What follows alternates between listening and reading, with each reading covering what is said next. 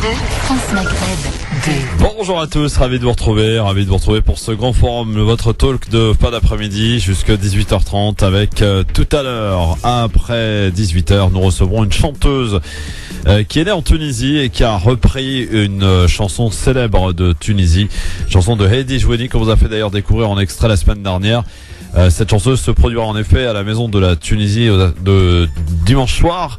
On en parlera avec elle, on fera connaissance avec cette chanteuse donc après 18h. Après surtout avoir retrouvé Amar tout à l'heure pour l'éphéméride et pour sa petite recette désormais récurrente du vendredi. Notre invité dans cette émission aujourd'hui sera monsieur François Cros pour parler d'un sondage du département donc opinion et stratégie d'entreprise. Tout à l'heure, donc, il sera avec nous pour parler notamment de cette repentance, restitution des crânes algériens. Une enquête auprès des Français sur la question de la repentance pour les exactions commises par l'armée française en Algérie. Nous y reviendrons donc tout à l'heure à 17h avec François Cros, donc l'invité du Grand Forum.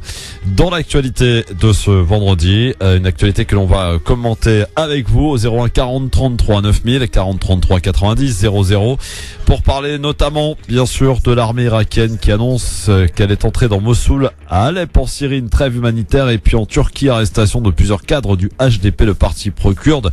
Arrestation suivie d'un attentat.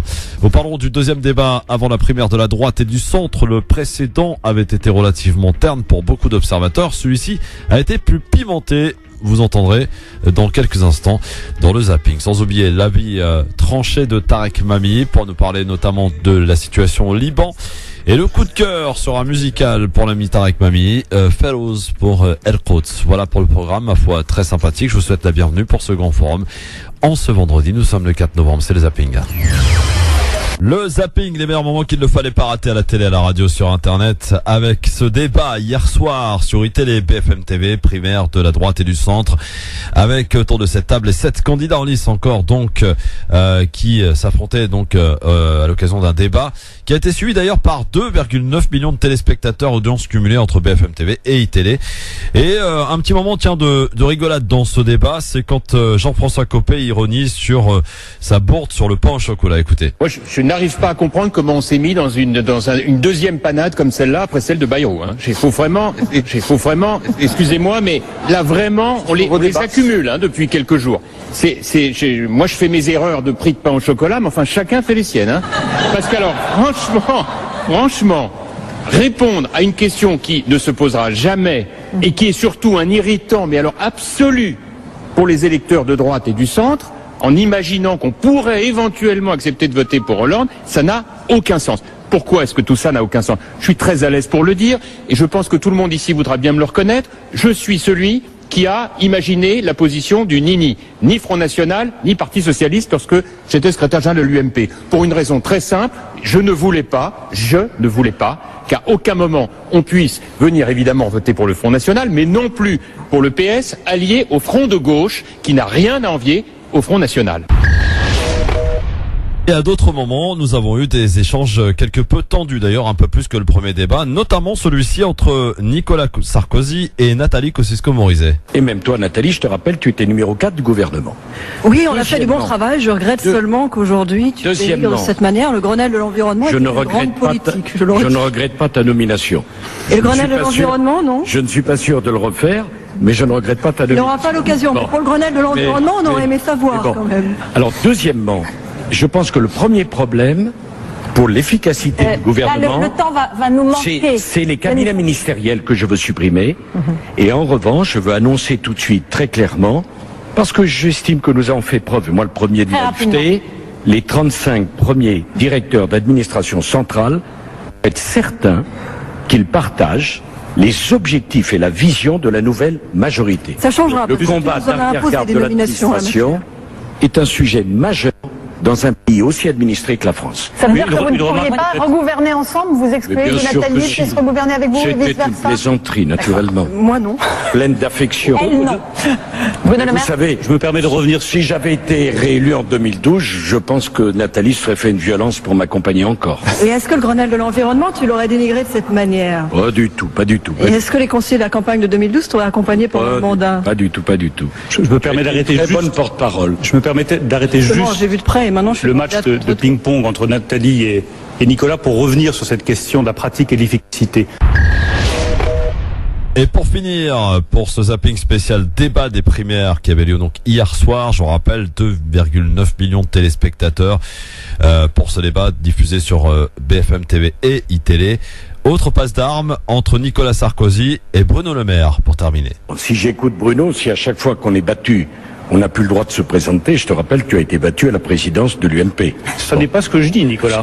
Je dis simplement j'en suis heureux pour moi et désolé pour toi. Je dis simplement, Nicolas, qu'avant la candidature de 2012, tu avais dit si je suis battu, je ne reviendrai pas en politique. Je vais venir. Les mots ont un sens. Je vais y venir.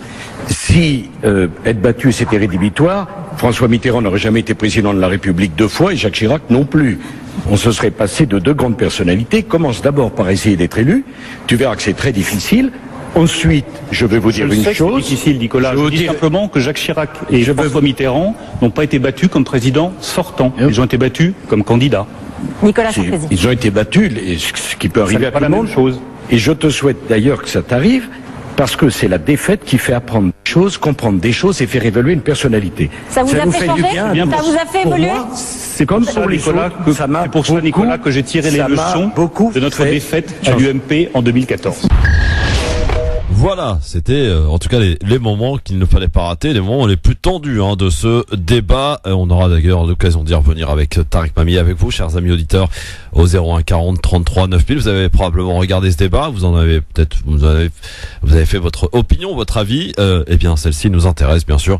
01 40 33 9000. Sachez que les sondages qui se sont apparus rapidement après donc le débat laisse apparaître que Alain Juppé a été le plus convaincant par les téléspectateurs, mais que pour les partisans de droite, c'est Nicolas Sarkozy qui a été le plus convaincant devant Alain Juppé. C'est un élément intéressant à analyser. C'est ce que nous allons faire donc dans un instant sur France Maghreb 2, le grand forum, jusque 18h30. Je vous souhaite la bienvenue sur votre radio France Maghreb 2. France Maghreb 2, France Maghreb 2. Le grand forum sur France Maghreb 2. Merci d'être avec nous en ce vendredi jusque 18h30 avec pour m'accompagner aujourd'hui. On retrouve l'ancienne configuration finalement. Tariq Mami, bonjour. Bonjour à toutes, bonjour à tous. Vous deviez être accompagné de 2 charmantes jeunes filles, mais bon. Bon, alors d'abord bonjour à toutes, bonjour à tous, bonjour Christophe. Ensuite on revient à la Dream Team, à la configuration classique pendant des années. Et enfin j'allais dire, il y a le fameux proverbe arabe, maghrébin, et puis il y a Hakim qui va réagir dans 30 secondes, qui disent ne reste dans le fleuve, dans l'oued, que ces pierres, parce que l'eau elle passe. Donc nous pour le moment on reste les pierres de cette maison. Bah oui, ça c'est sûr. Voilà. Et bien sûr on vexe personne en disant ça, mais bon, c'est des vieilles expressions qui reflètent un jour donné, une situation donnée. Je vous indique que jeudi prochain on aura le plaisir, l'honneur aussi de recevoir Kerry James, qui sera dans nos studios jeudi prochain entre 17h et 18h. Ce fut dur pour l'avoir, mais on l'a eu. Donc et une boutade. J'espère qu'il ne nous citera pas dans la prochaine chanson, comme il a fait pour une autre radio sur laquelle il passait souvent, pour dire qu'on l'a mal reçu ou pas.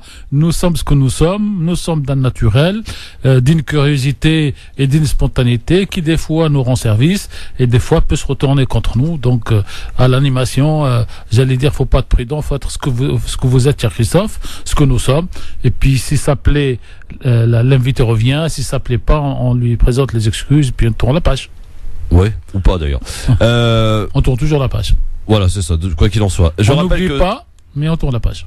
Quoi qu'il en soit, tout à l'heure, nous allons recevoir monsieur François Cros, que l'on va recevoir pour la 2e fois cette année. Oui, et on l'avait déjà reçu l'année dernière, donc maintenant il est en train de devenir un petit peu l'habitué de France Maghreb 2, et on est en train d'imiter un petit peu ce qui se fait sur tous les grands médias, un sondage, une question.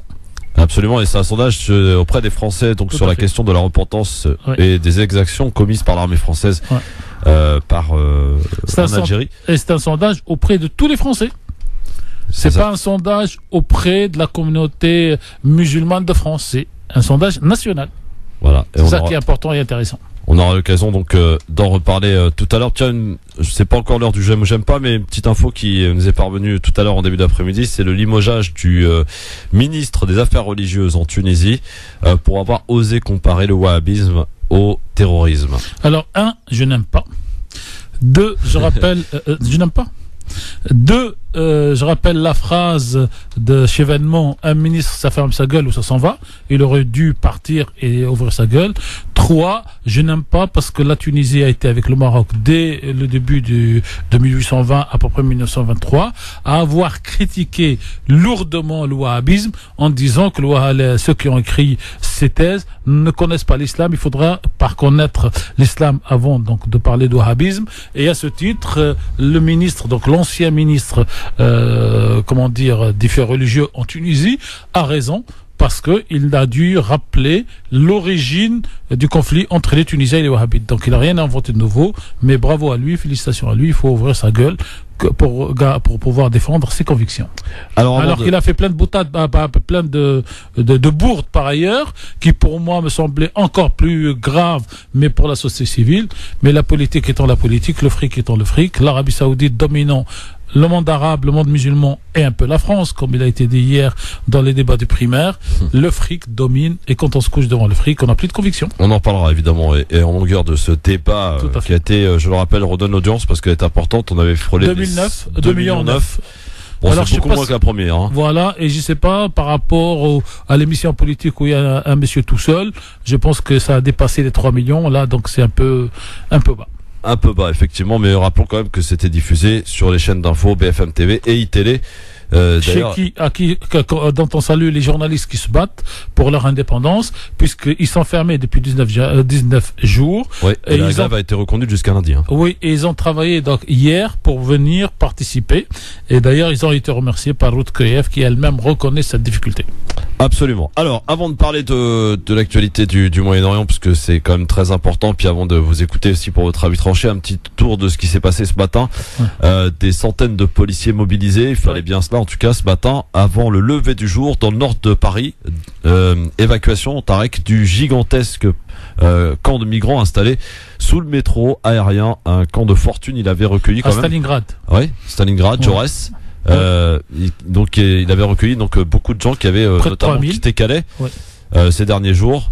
En tout cas, ça s'est passé ce matin. Avant peut-être d'écouter Christophe, moi-même je suis passé par hasard, je crois que samedi après-midi, pour aller donc place Clichy, pour faire simple pour ceux qui connaissent Paris, et donc je suis passé par cet endroit et j'ai eu mal au cœur 2 fois.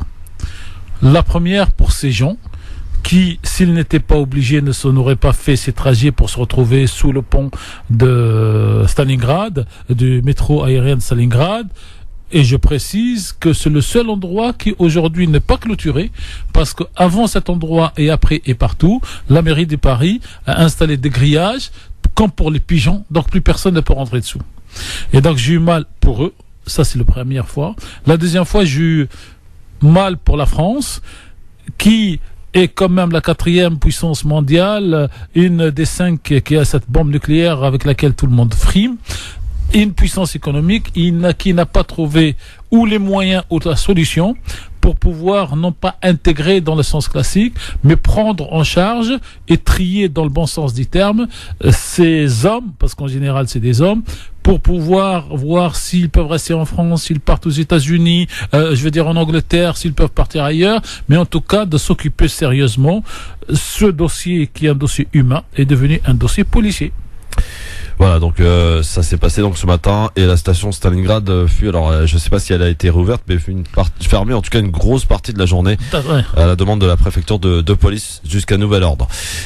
Si vous voulez évidemment intervenir sur les sujets, 01 40 33 9000. Je précise aussi, et sans transition d'ailleurs, eux viendront peut-être grossir le flux de réfugiés en Europe. Les civils d'Alep, invités par la Russie, Tarek, à quitter la ville syrienne bombardée. Ils sont encore quelques heures pour le faire à la fameuse faveur d'une pause humanitaire.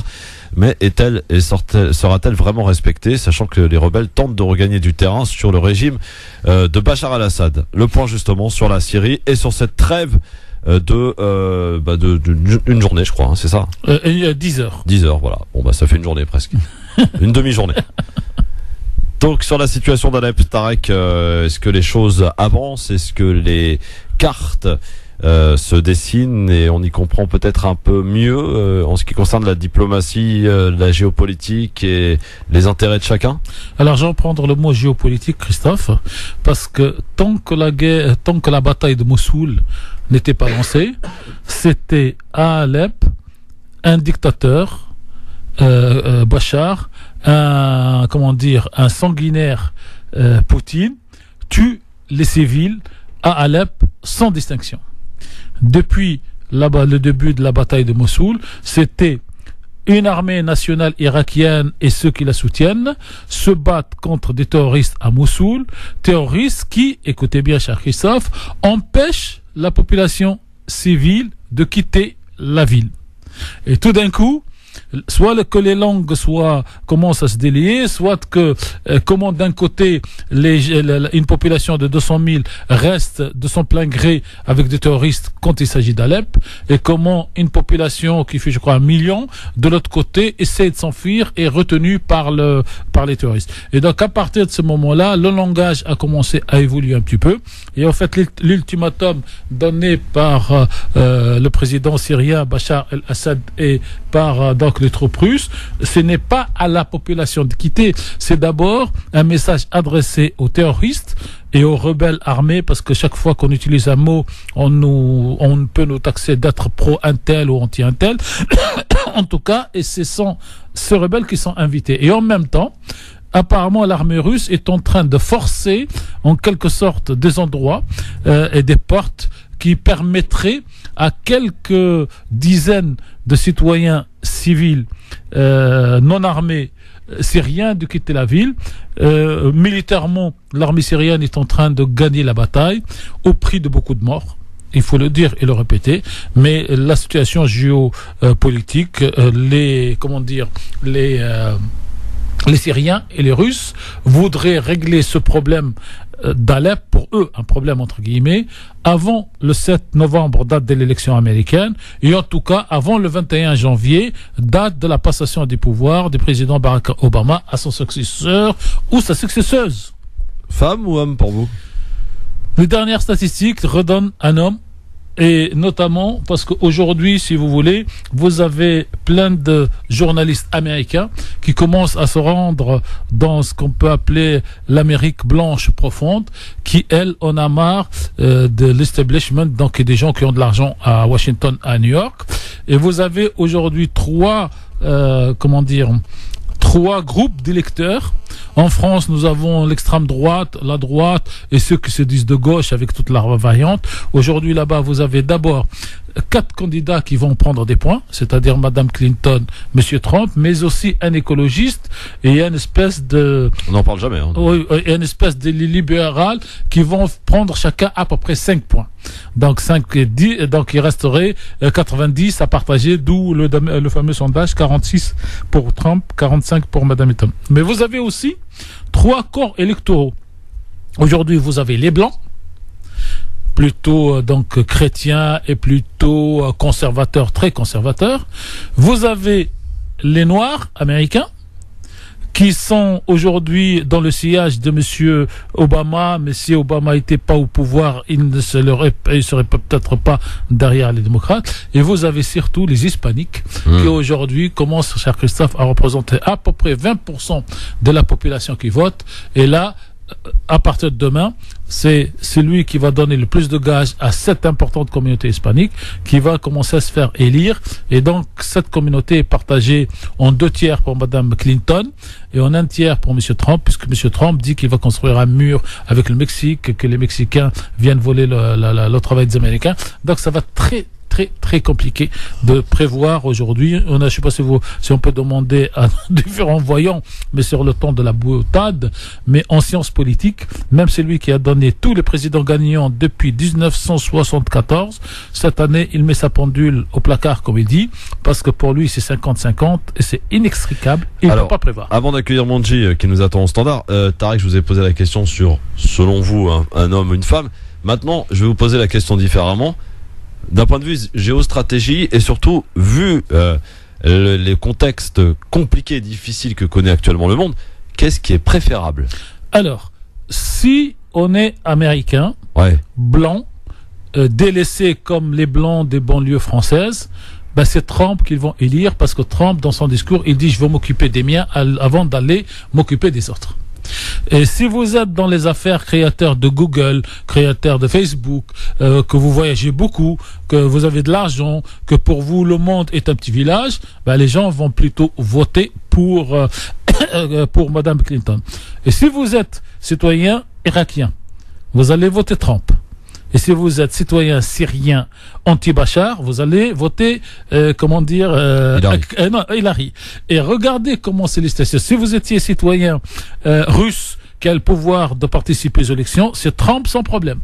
Si vous étiez, je sais pas quoi moi, citoyen saoudien et que vous avez le pouvoir de voter, c'est plutôt Madame Hillary Clinton. Donc vous voyez, c'est très très difficile parce que. Je vais encore essayer de préciser. Allez-y, qu'est-ce qu'il y a à craindre de chacun?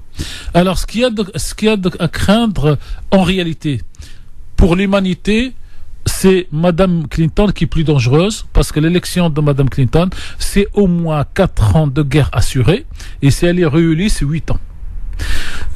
Si c'est Trump qui est élu, c'est plutôt les populations américaines, musulmanes, noires, un peu hispaniques, qui vont souffrir à l'intérieur, parce qu'il propose, ce monsieur, de fermer donc les frontières par rapport aux parents de tous ces gens, et il va obliger ces gens-là à être plus américains que les Américains. Donc ça dépend à chaque fois, même si on pose la question 50 fois, de quel point de vue, objectivement, si vous étiez Fillon, et il l'a pas dit, mais j'interprète à sa position, vous allez être plus Trump pour que la France soit obligée de faire une politique extérieure indépendante. Si vous étiez Hollande ou Sarkozy, vous allez voter Clinton parce que vous avez plus d'acquaintance. Et si vous êtes israélien, il est sûr que vous choisirez Clinton. Non, vous choisirez les deux. Vous choisirez Clinton parce que la chose est installée, mais vous auriez un doute, pourquoi pas Trump, qui a promis que s'il était élu, il déplacerait donc l'ambassade des États-Unis de Tel Aviv à Jérusalem, à Al-Quds, en violation de toutes les positions internationales. Donc regardez comme c'est compliqué. On oublie François Hollande, on oublie Nicolas Sarkozy et voire même Fillon. Pour la France en tant que telle et pour la diplomatie française, est-il préférable que ce soit Clinton ou Trump? Si c'est la diplomatie gaulliste, c'est Trump.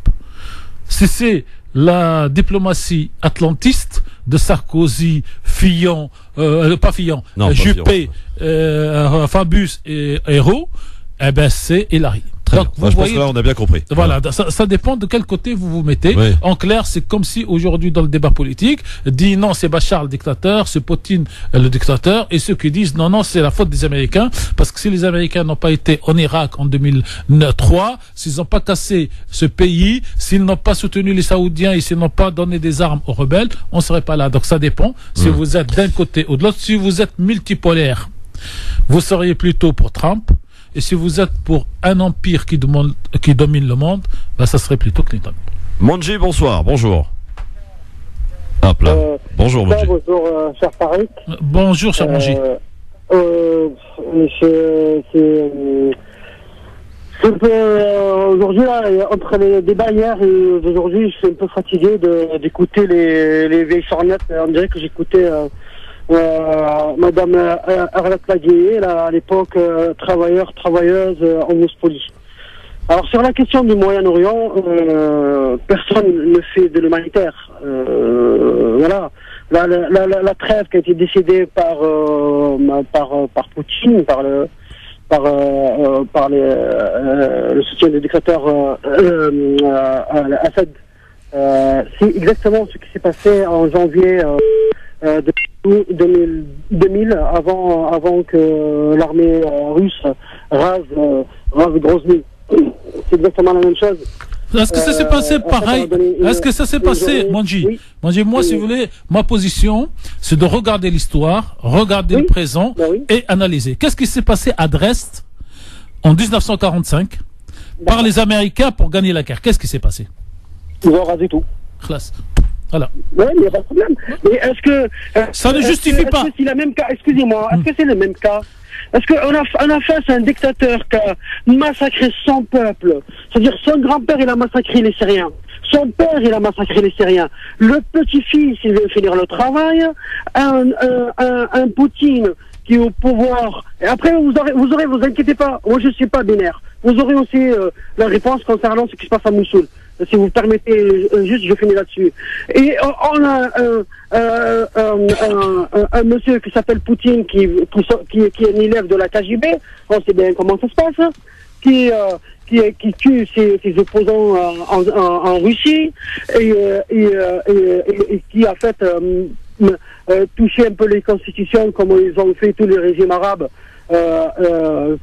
plusieurs fois, pour être à la fois président, après je suis Premier ministre, après je reviens à la présidence, et je modifie pour finir un autre mandat, et ainsi de suite. Voilà, on ne peut pas nier ça.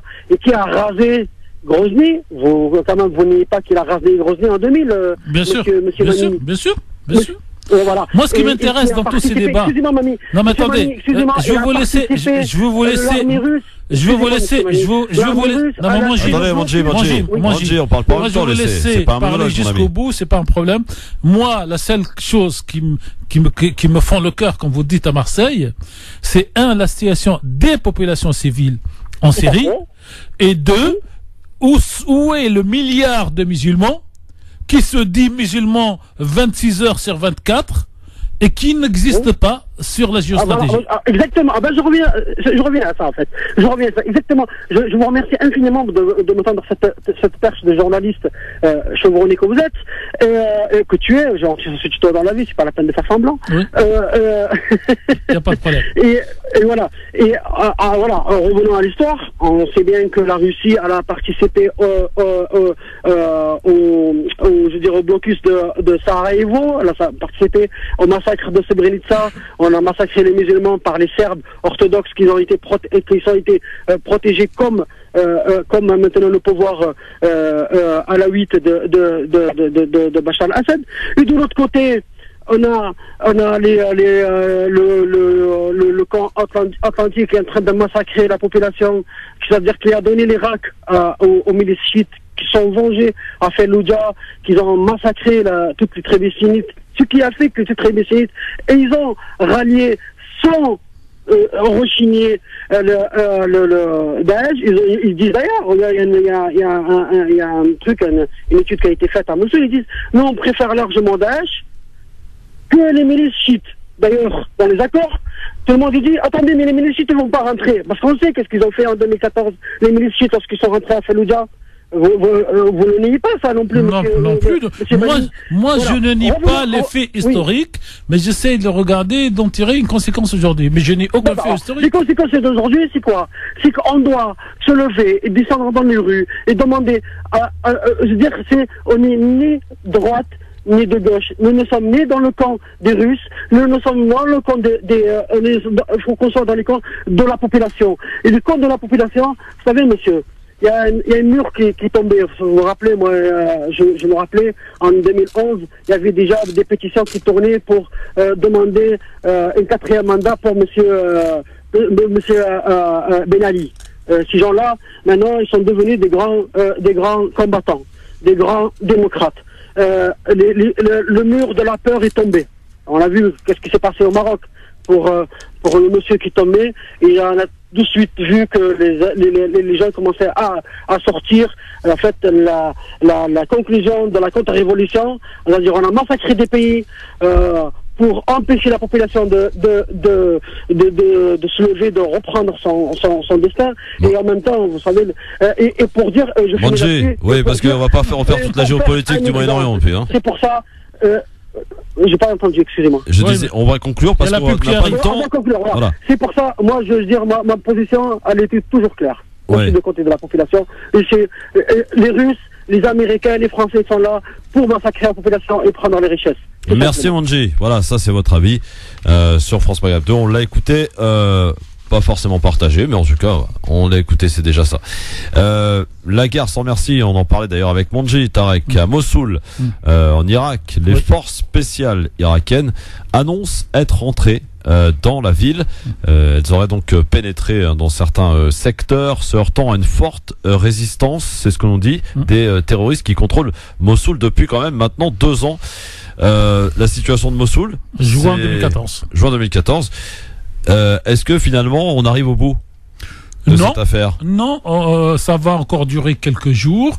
En termes de puissance, j'allais dire de soldats, d'armement et tout ça, l'armée irakienne et le fameux Hashd al-Sha'bi, c'est-à-dire le soutien populaire plus les différentes milices, vont gagner. Il faut rappeler un point. On peut ne pas être d'accord avec ce qui se passe, mais le Ayatollah Sistani, si je me rappelle bien son nom, irakien, c'est-à-dire la plus haute autorité religieuse, cette fois, contrairement à ce qui s'est passé à Fallujah, a donné des consignes religieuses que tous ceux qui toucheraient un citoyen irakien, qui soit sunnite, chiite ou autre, j'allais dire, est contre la religion musulmane et contre le principe chiite, de manière à laisser l'armée, j'allais dire, nettoyer ou faire l'œuvre de la police. Ces soutiens sont là pour servir, comme disent les Iraniens, de bastarans, c'est-à-dire de personnes qui avancent pour libérer une ville, qu'ils meurent ou qu'ils tuent, c'est pas le problème. Et donc, aujourd'hui, il y aura, la prise de la ville d'un côté, mais ça ne veut pas dire que Daesh est terminé, y compris à Mossoul, parce que il suffit de se raser et de changer de quartier. Il suffit de se retirer dans le désert qui est à côté de Mossoul et de se cacher pendant quelques mois ou quelques années. Aujourd'hui, officiellement, Boko Haram, par exemple, on a dans les pays africains, n'est pas dans les villes, mais ça ne veut pas dire qu'il n'est plus un danger pour la population et pour le pays. Dites-moi, monsieur Tarek Brahimi, j'ai besoin de comprendre. Nous avons besoin de comprendre. Aujourd'hui, d'après certains, ce sont les chiites, les méchants, les sunnites, les pauvres, coupables. Alors, les victimes, pardon. Alors, ce que je peux vous dire, moi, c'est que vous enlevez chiites, vous mettez américains. Vous enlevez sunnite, vous mettez russe, et vous retrouvez la même grille de lecture. Si vous êtes du côté des chiites, pour 1000 raisons, et il n'y en a pas beaucoup dans le monde, en tout cas pas en Maghreb, pas en France, les chiites, ce sont les salopards. Et si vous êtes de l'autre côté, plutôt pro-Bachar, pro-russe, c'est les chiites qui sont les défenseurs de la veuve et l'orphelin. Donc, en fait, le drame de l'islam aujourd'hui et de ceux qui sont dans la culture islamique, c'est cette coupure chiite sunnite qui est ressortie. Et si vous permettez, Christophe, si la pub ne va pas tomber dans les 2 minutes, je souhaite expliquer pourquoi. Allez-y. Du temps du Shah d'Iran. L'Iran était un super pays pour l'Occident. Il n'y avait aucun problème avec les Wahhabites, l'Arabie Saoudite. Ils étaient tous musulmans. Et les Wahhabites voulaient même payer la bombe nucléaire pour l'Iran chiite du Shah. Israël, pareil d'ailleurs. Pourquoi? Parce qu'à l'époque, le Shah, l'Arabie Saoudite et Israël sont tous les trois dans le même camp, c'est-à-dire dans le camp américain. Et vous avez un vieux en turban qui vient perturber tout ça en 79, Khomeini, et qui commence à parler donc de la situation des chiites, et qui surtout fait 3 propositions qui vont déplaire aux Américains, qui vont déplaire aux Saoudiens. Pourquoi il a pris cette position? D'abord, cette position a été prise parce que la première fois où en Iran, en 1953, il y a une élection, il y a un premier ministre qui s'appelle M. Mossadegh qui est élu, et ce M. Mossadegh décide de nationaliser le pétrole, je dis le mot pétrole, pour le bien de son pays. Il devient dangereux pour les Américains, et que font les Américains? Ils suscitent un coup d'État, et Mossadegh est tué. Et donc, dans la mémoire collective des Iraniens et de Khomeini, il y a déjà ce précédent. Et Khomeini, quand il arrive en 79, il propose 3 choses. Il propose que l'organisation des pèlerinages et des rites religieux en Arabie Saoudite ne soit plus le monopole du wahhabisme et de la dynastie wahhabite. Il propose à constituer un groupe de tous les pays musulmans pour organiser ce pèlerinage, payer pour le pèlerinage et aider l'argent des bénéfices, faire aider les pays musulmans et la population musulmane pauvre pour lui donner les moyens de vivre. Donc là, il touche au grisby, comme on dit dans le cinéma français, et il touche à l'argent saoudien. Deuxième proposition qu'il fait, et c'est essentiel, il dit, il n'est pas normal que nos richesses, nous les Iraniens, soient taxées sur le dollar américain et qu'on ne vende le pétrole qu'avec le dollar. Donc je voudrais créer ce qu'on appelle un panier de monnaie pour que pour qu'on puisse prendre la moyenne. Ça vous rappelle pas quelque chose ? Ça vous rappelle Gaddafi qui est aussi assassiné parce qu'il a tenu le même discours et qu'il a dit qu'il fallait créer le dinar en or pour ne pas être aligné sur le dollar américain, puisque les Américains, quand ils ont besoin d'argent, ils prennent du papier blanc, ils tirent les dollars et ça devient de l'argent, alors qu'il n'y a pas de valeur. La troisième proposition, j'ai oublié le détail, mais elle doit tourner sur le droit de tous les pays musulmans dans le partage de richesses de tous ces pays. Et à partir de ce moment, les Saoudiens se sont réveillés pour se rappeler que l'Iran est chiite, que ce n'est pas le vrai islam, et que ces gens-là sont des Perses, qui sont dangereux. Selon eux, rappelons. Non mais voilà, et à partir de ce moment-là, vous avez les Iraniens qui commencent à se défendre, et comme vous avez dit tout à l'heure, c'est pas pour les soutenir, mais pour expliquer la géostratégie. Et à partir de ce moment, il y a une alliance de fait cachée, et là elle commence à sortir, entre les Israéliens et les Saoudiens, pour faire face à l'Iran et à sa future bombe nucléaire si elle devait un jour exister, parce que les Israéliens veulent être les seuls à avoir la bombe nucléaire dans cette région du monde, et les Saoudiens ne veulent pas entendre quelqu'un qui les sépare de leur ami américain, et surtout de toucher à l'organisation des pèlerinages. Ce n'est pas des vérités, mais des faits. C'est des faits. Voilà. C'est pas de prise, comment vous appelez-vous, c'est pas des prises à partie en soutien d'une partie. Ouais. Ce sont les faits historiques. Vous les avez dans tout le centre de recherche et dans tous les médias, pour peu que vous lisiez un petit peu l'arabe, le français ou l'anglais. Absolument. Allez, dans un instant, on va parler notamment de ce sondage avec notre invité François Cros de l'Institut IFOP. Et puis, on va parler aussi, on va vous écouter, Tarek, d'ailleurs, on va rester dans cette région pour votre parti pris à vie tranché. Vous allez nous parler du Liban. Parce qu'il y a une élection qui est passée un peu sous silence, là. Parce que, en fait, nous sommes ici à France Maghreb 2, comme dans beaucoup de médias, piégés pour suivre ce qui fait la une de la presse occidentale en général, et française en particulier, et on oublie le reste du monde. Ah, on s'appelle pas France Maghreb pour rien, quand même. Ah bon. À tout de suite. Le grand forum sur France Maghreb 2. Merci d'être avec nous. Un bon après-midi et la bienvenue. Vous pouvez, je rappelle, donc nous contacter, nous joindre, nous donner votre avis qui nous intéresse bien sûr dans cette émission au 01 40 33 9000. On va parler un peu de la Turquie maintenant. Finalement, on a parlé de l'Irak, de la Syrie, des États-Unis aussi, un peu de la Turquie parce qu'il se passe des choses là-bas. Encore un attentat ce matin. Encore un attentat, effectivement, une explosion. Elle a fait 8 morts, une centaine de blessés. Ouais. À Diyarbakir. C'est ça. Qui est la majorité kurde, faut dire. C'est la capitale de la région kurde. Voilà. Et quelques heures plus tôt, eh bien, il y a eu plusieurs arrestations, Tarek, au sein du HDP. C'est le parti qui représente donc précisément cette communauté kurde. Arrestation de 12 parlementaires, dont les 2 coprésidents du parti. Alors la situation en Turquie, là, semble que la purge continue, quoi.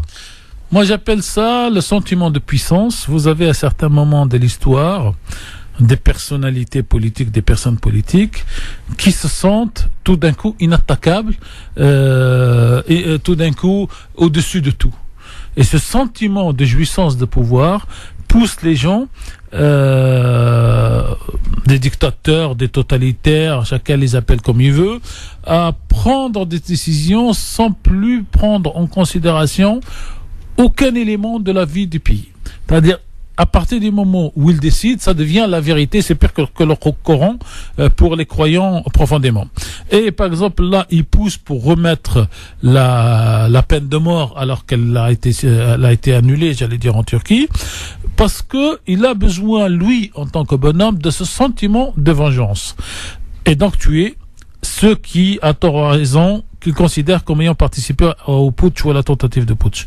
Le drame dans cela, c'est que ces gens ont tellement de bagou et ont tellement de convictions qui finissent par par en faire le leur, même si c'est pas le cas au début, vont entraîner toute une partie de la population, jamais toute la population, mais généralement une large partie de la population pour suivre ces idées. Et par exemple, quand il arrivera à remettre en place la peine de mort, il exécutera quelques personnes, je sais pas, des dizaines ou des centaines ou juste 2 ou 3, pour l'exemple.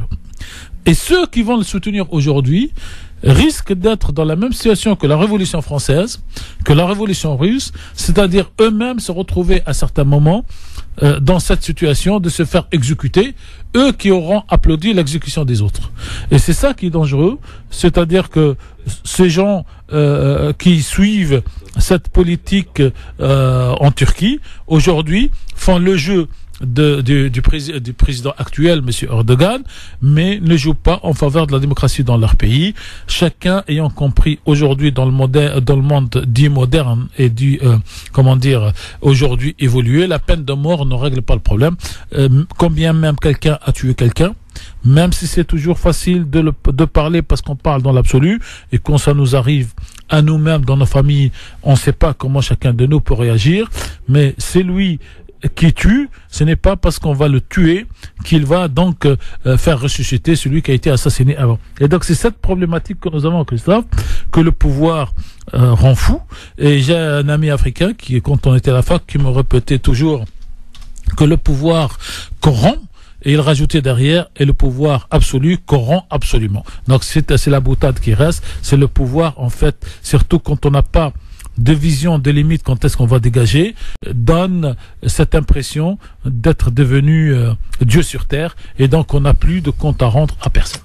Merci d'écouter France Maghreb 2, à l'écoute de votre radio, c'est l'heure d'accueillir notre invité. France Maghreb 2, l'invité de la rédaction. Et nous allons accueillir, et ça devient une habitude maintenant, mais avec grand plaisir à chaque fois, Monsieur Cross, bonjour. Bonjour. Vous allez bien, c'est la phrase rituelle depuis la dernière fois?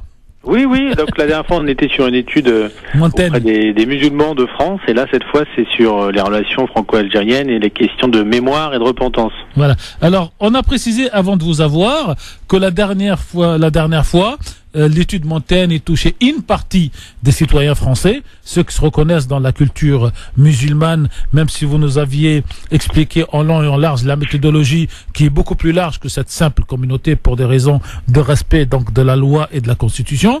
Mais aujourd'hui, ce nouveau sondage, lui, concerne la totalité, j'allais dire, des 66 millions de Français.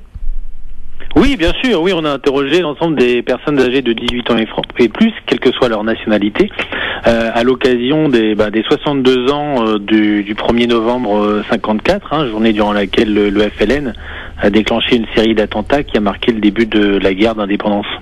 Oui. Alors, cette étude, ce nouveau sondage, si j'ai bien compris, vous a été commandé par un magazine algérien qui s'appelle TSA, tout sur l'Algérie, si j'ai bien compris. Oui, c'est ça, oui. Donc l'idée, c'était à l'occasion de cette date anniversaire de faire un peu le point sur prendre un peu la température de l'opinion publique française sur ce conflit qui pèse encore quand même beaucoup sur les relations entre l'Algérie et la France. Alors, est-ce que vous avez été surpris, vous qui êtes sondeur français, de recevoir donc un contact, une commande de la partie algérienne d'un magazine algérien pour solliciter cette étude? Est-ce que c'est la première fois que l'IFOP procède de la sorte, ou est-ce qu'il est arrivé qu'un journal italien, qu'un journal, je sais pas moi, anglais ou russe vous demande quelque chose de la sorte? Oui, ça peut arriver que des médias étrangers nous posent des questions, souhaitent poser des questions aux Français sur des questions des affaires internationales, de diplomatie ou de relations entre leur pays et le nôtre. Donc c'est pas complètement exceptionnel, mais il faut dire que c'est assez rare. Voilà. Alors, ce nouveau sondage, à l'occasion donc du 62e anniversaire de l'indépendance de l'Algérie, va porter, en fait, d'un point de vue algérien, je suis citoyen algérien, je suis directeur du journal algérien, et je souhaite savoir ce que les Français pensent aujourd'hui de leur propre histoire dans laquelle je me suis retrouvé, parce que l'histoire de la colonisation est comme celle-là. Et donc, pourquoi ce journal algérien vous demande ce regard franco-français sur une période qui concerne l'histoire de la France, quand bien même elle touche bien sûr le territoire algérien qui à l'époque était département français? Il faut comprendre que en Algérie, il y a toujours un débat politique sur la question des réparations, des indemnités, etc., liées à la colonisation ou aux exactions commises durant la guerre d'indépendance. Donc c'est peut-être en France un débat qui est un peu enterré, mais là-bas, ça reste quand même une question qui est régulièrement abordée. Donc c'est pour ça qu'ils nous ont contactés pour prendre un peu le pouls de l'opinion sur ce sujet. On peut dire que les hommes politiques français en général et l'ancien président Sarkozy en particulier jouent toujours au matamor en disant que la France ne doit pas reconnaître ce qui s'est passé donc en Algérie. Il n'y a pas de repentance, il n'y a pas de compte à rendre, et on constate à la lecture de la totalité de votre sondage que les Français ne partagent pas ce point de vue. Oui, il faut savoir que ce que montre en gros cette enquête, c'est que plus de 60 ans après ces événements, les Français portent un regard assez distancié, voire dépassionné à l'égard de ce conflit, et que pour une large majorité de Français, l'indépendance de l'Algérie est perçue comme un événement bénéfique, aussi bien pour la France que pour l'Algérie, et que de manière générale, ils sont pas opposés à ce que la France présente, le gouvernement français présente des excuses pour les exactions commises par l'armée française durant l'occupation de l'Algérie, condition naturellement que ce soit des cas et des événements qui soient bien actés et incontestables naturellement. Alors, en fait, vous sortez 3 réponses principales qu'on pourrait résumer en 3 chiffres et en 3 points. Le premier, c'est qu'une majorité de Français, à hauteur de 52%, se montrent favorables aux excuses dont vous venez de parler. Le deuxième point, c'est que l'opinion française soutient massivement à 88% quand même le rapatriement en Algérie des restes mortuaires des militants algériens. On sait qu'il y a une opération depuis plus d'1 an lancée par un universitaire pour rapatrier notamment les crânes de beaucoup de militants algériens tués dans les années 1850 qui sont aujourd'hui donc dans un musée parisien. Et la troisième, c'est l'indépendance de l'Algérie qui est perçue comme bénéfique entre les deux. Comment expliquer que ces 3 points qui sont clairs ne soient pas, et 2 questions en une si vous permettez, ressaisis par les hommes politiques français aujourd'hui, et 2, que ça ne fait pas une ligne dans la grande presse française et surtout pas dans les débats des primaires de la droite, qui bien sûr parle d'identité française, de l'islam et tout ça, mais cette question qui participe à la mémoire collective nationale, au fameux récit national, ne soit pas dans la bouche des politiques. Alors nous à l'IFOP, on n'est pas responsable de l'écho que peuvent avoir les résultats de nos enquêtes, vous le savez bien. Oui, tout à fait. Ça dépend des rédactions et c'est pas à nous de juger de ce qu'ils veulent. Mais c'est vrai qu'on a eu surtout un écho dans la part des médias qui suivent les questions de la communauté maghrébine ou africaine en France, mais pas forcément dans les grands médias. Et après, il y avait un résultat dans cette enquête qui n'était pas trop surprenant. C'était la question sur est-ce que pour vous la guerre d'Algérie a été plutôt une bonne chose ou une mauvaise chose. On l'observe depuis près de 40 ans. Pour une majorité de Français, c'est plutôt une bonne chose que l'indépendance ait eu lieu, aussi bien pour la France que pour l'Algérie. Même si on voit que plus on avance dans le temps, plus les Français ont le sentiment que ça a été une bonne chose. Les plus réticents étant plutôt les personnes âgées qui ont vécu la période de la guerre d'Algérie. Après, le chiffre qui nous a pas étonné, c'était la question sur la restitution des dépouilles. Oui. Faut savoir qu'on est sur quelque chose qui ça relève pas du sacré, mais c'est assez consensuel pour les gens que des familles souhaitent avoir naturellement les dépouilles des membres de leur famille qui ont combattu à l'époque pour l'indépendance. Donc là-dessus, il y a vraiment un consensus complet et total dans l'opinion. Après, la vraie surprise, c'était la question de la repentance, comme vous l'avez bien dit, où là, on était assez étonné de voir qu'une courte, mais quand même une courte majorité de Français était favorable à ce que le gouvernement français présente des excuses officielles pour les meurtres et exactions commises par l'armée française durant l'occupation de l'Algérie. Alors, cette courte majorité de 52% ferait le bonheur de n'importe quel homme politique pour être élu président de la République. Il n'en demandera pas ni 55 ni 70, donc c'est une majorité, j'allais dire, politique dans ce pays. Peut-être. Après, il faut juste quand même peut-être avoir un regard un petit peu critique sur ce chiffre. C'est un chiffre qui montre quand même que l'opinion française est partagée, mais surtout il y a une opposition massive des sympathisants du Front National qui représente à quasiment 30% de l'électorat actuel, qui sont aux 2 tiers opposés à aux 2 tiers aux 3 quarts opposés à cette repentance, et les sympathisants de droite qui sont le cœur de l'attention des médias actuels à cause de la primaire des Républicains, et qui sont aux 2 tiers eux aussi opposés à cette repentance. Donc c'est surtout les sympathisants de gauche, les jeunes, les CSP+, qui sont favorables à cette repentance. Le reste de la population est, elle, beaucoup plus opposée.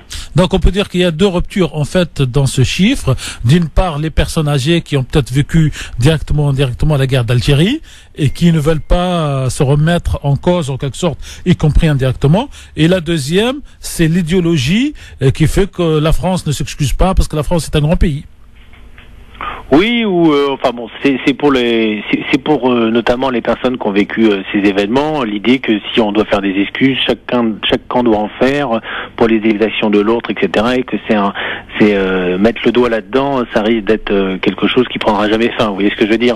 Il y a à la fois un positionnement qui peut être, comme vous le dites, idéologique, et puis le sentiment qu'on n'a pas forcément intérêt, si on veut maintenir, on va dire, l'unité nationale ou pas trop attiser les tensions dans la société, de mettre le doigt sur ce sujet. Alors, on remarque, Christophe, si vous permettez encore, que quand le président Chirac va faire sa grande déclaration sur la rafle du Veldiv et sur ce qu'a subi la communauté nationale française de confession juive, ça marque les esprits, ça rentre dans l'histoire, et nous avons le président Hollande qui, par touche, reconnaît d'un côté les assassinats du 17 octobre à Paris, de l'autre le drame de Dzigan, et ne semble pas imprégner la mémoire collective.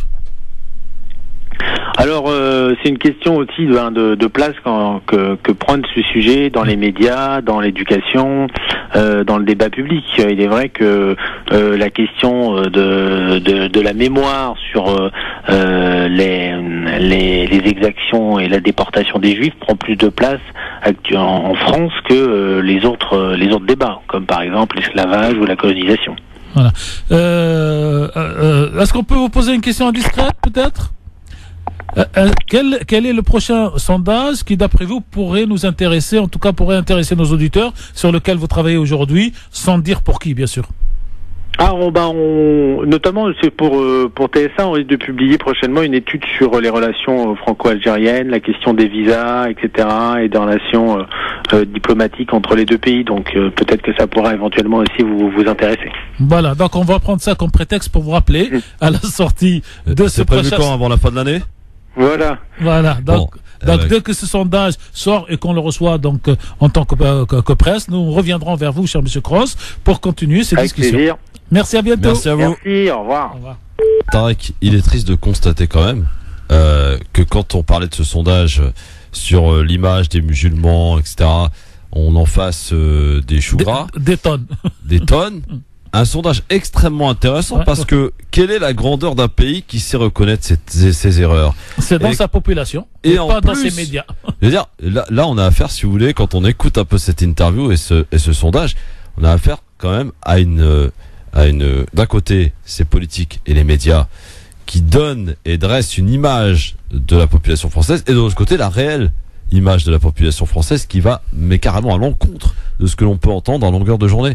Je veux dire, quand on entend que les Français sont favorables, par exemple, à la restitution des crânes, sont à 88%. 88%, c'est énorme. Et le directeur de ce musée cherche des poux dans la tête de ceux qui le lui demandent, en sortant des arguments à droite et à gauche et l'histoire et je sais pas quoi, alors que voilà, s'il regardait et je suis sûr que l'initiateur de cette demande de restitution de crâne va lui envoyer ce rapport, la population française est pour que les dépouilles de ces, comment dire, aujourd'hui on peut les appeler des héros de leur indépendance, à l'époque on les appelait les rebelles et plein d'autres choses, soient restitués pour être enterrés humainement dans leur village ou dans leur ville, c'est normal. Et ce directeur, à ce jour, n'a toujours pas réagi à ce sondage. Et moi, ce que me tue, comme vous dites, cher Christophe, c'est que les grands médias, et hier, cette question avait sa place à la fin, à certains moments. Surtout sur le fait de reconnaître, de présenter ses excuses. Monsieur Sarkozy, la question, vous dites toujours que vous êtes contre la repentance. Aujourd'hui, vous avez 52% de la population qui considère que présenter des excuses est quelque chose de valable. Et surtout, vous passez votre vie à tirer sur l'Algérie et vous craignez pour la Tunisie et pour le Maroc comme si vous étiez vous-même marocain ou tunisien plus que français, alors que vous avez la population française qui, à 71%, considère que l'indépendance de l'Algérie est une bonne chose pour les deux pays, c'est-à-dire que les deux pays doivent et peuvent travailler ensemble pour le bien commun de leur peuple. Et alors, c'est vrai que on peut faire un appel à nos journalistes qui nous écoutent, pour quelques-uns d'entre eux. Voilà des questions à poser aux futurs candidats de la primaire, aux futurs candidats de l'élection présidentielle, s'appuyant sur ce sondage qui, quand tout le monde le sait, quand il y a une majorité de Français, parce que les politiques regardent les sondages, évidemment, les scrutent même, ça peut être très intéressant comme question à poser aux futurs candidats. Non, je suis journaliste, comme vous dites, et je vous écoute alors que je suis pas sur France Maghreb 2. Je vous dis, ça ne fait pas partie de la doxa, c'est-à-dire du discours dominant chez les politiques. Et deux, si on fait ça, on va tomber sur les enfants de l'immigration algérienne et on va trouver qu'ils ont leur place, alors que tous les discours, c'est de dire qu'ils n'ont pas leur place à travers l'islam ou l'islam dit politique. Parce qu'aujourd'hui, quand on ne veut plus dire du mal de l'islam, on dit c'est pas l'islam qui est en cause, mais c'est l'islam politique. Alors que pour 99% des musulmans, ils connaissent pas l'islam politique, puisque cet islam dit politique, entre guillemets, concerne 0 quelque chose de la population, 1% pour reprendre l'expression de M. Valls quand il parle de salafisme. Donc on devrait au contraire parler de ça pour montrer que la majorité de la population française n'est pas dans le racisme, n'est pas dans le rejet de l'autre, elle est dans le vivre ensemble, et ce qui semble être, soi-disant, le but de tous nos hommes politiques. Et comme dirait M. Juppé, on parlera tout à l'heure donc des primaires d'hier, c'est l'identité heureuse ou la France heureuse de demain. Petit aparté pour parler un peu culture, parce que demain vous allez participer, comme certains d'entre nous aussi, à ce voyage. Donc demain on va aller au château d'Amboise. C'est ça. 8h pour le départ, en tout cas demain matin, il faudra vous lever tôt. C'est une découverte d'un jardin. Oui, si vous voulez qu'on raconte en quelques minutes cette histoire, en fait, quand l'émir Abdelkader algérien, après avoir mené la guerre et remporté plusieurs victoires contre l'armée française qui venait de coloniser son pays, a passé un pacte, il devait donc, au terme de ce pacte, être autorisé pour aller dans un pays musulman, la Turquie à l'époque. Mais il y a eu la révolution de 1948 entre-temps, et les Français n'ont pas respecté leur parole, et au lieu de les laisser partir en Turquie, ils l'ont fait venir comme prisonnier en France, d'abord à Toulon, ensuite dans une autre ville du côté de Toulouse, et enfin à château d'Amboise. Mais dans ce château, il a eu, tous les honneurs. Il a été bien traité. Il a même pu construire une salle de prière, une mosquée à l'intérieur de ce château. Et 4 ans après, donc en 1852, il est autorisé à aller au Moyen-Orient. Et il va s'installer à Damas, où d'ailleurs il va intervenir pour arrêter des massacres prévus contre les chrétiens de Damas, déjà, j'allais dire. Et il a été donc, amené d'Algérie avec une centaine de personnes, mais il est parti avec une quarantaine de personnes au Moyen-Orient. Donc, en gros, il y a une 60aine de personnes algériennes qui sont restées dans ce château. Et ces gens, donc, au fur et à mesure, mouraient. Il y avait plus de mariage, il y avait plus de reproduction, et ils ont été enterrés avec un petit signal comme quoi c'est un petit cimetière musulman sur place. Et ce cimetière a été complètement oublié. Et vous avez un grand artiste peintre, M. Rachid Koreichi, qui va un jour par hasard se promener là-bas et qui découvre cette histoire. Et il demande l'autorisation donc des propriétaires des châteaux à construire un cimetière très beau en hommage à ces Algériens et en hommage au passage de l'émir Abdelkader. Et donc c'est ce que nous allons visiter demain. Il se trouve par ailleurs, pour des raisons obscures, en tout cas pour moi, peut-être qu'Amar nous dira un petit mot lundi en ayant écouté l'émission aujourd'hui. Vous avez le grand peintre de la Joconde qui termine ses jours dans ce même château, qui va y mourir et qui va y être enterrés. Et donc, quand vous allez à ce château, vous allez découvrir à la fois les jardins de la famille de l'émir Abdelkader et vous allez découvrir les dépouilles donc et la tombe de Léonard de Vinci, le grand peintre de la Joconde, mais Léonard de Vinci qui a dessiné beaucoup, j'allais dire en termes industriels, beaucoup de planches. Il a évoqué une espèce, comme si c'était un avion. Il a fait beaucoup de choses et donc c'est une occasion de visiter deux cultures en une, l'algérienne et l'italienne, et c'est peut-être là le vrai sens du mot vivre ensemble. Alors vous avez un week-end décidément bien chargé puisque dimanche aussi, le 6 novembre, c'est une journée Palestine. Toute la journée Palestine, on t'oublie pas. Oui, tout à fait. Avec des conférences, donc il y a des conférences, débats, il y a plusieurs conférenciers, plusieurs chants malouf. Oui, il y a surtout poésie, témoignages. Oui, et il y a surtout des sketchs d'humour qui vont parler de la Palestine, ce qui va nous changer un petit peu parce que le rire fait partie de la vie, y compris quand on est dans une prison à ciel ouvert, comme c'est le cas des Palestiniens. Et donc, en fait, on va rentrer vers 21h le samedi soir et le lendemain à 9h du matin, on repart pour faire une journée Palestine. Ça se passe à Ivry, hein? À Ivry, voilà, et vous avez le numéro de téléphone pour le voyage de demain. Par SMS d'ailleurs, pour l'inscription est gratuite. Voilà. Enfin, c'est gratuit, voilà, donc, vous pouvez y aller, mais c'est sur inscription par téléphone. Voilà, je sais pas si vous avez en mémoire le numéro de téléphone pour la journée Palestine. Alors 06 20 34 00 36. On va le répéter. Alors 06 20 34 0036. Voilà. Pour demain, donc le voyage est complet. Donc on vous racontera la semaine prochaine ou un autre vendredi comment ça s'est passé ce voyage. Voilà. Allez, dans un instant, on va passer. Il était temps, remarquez, on a un petit peu bousculé l'émission, mais c'est pour la bonne cause. À votre avis tranché, votre point de vue. Vous allez nous parler du Liban, mais on va faire un petit truc un petit peu différent d'habitude.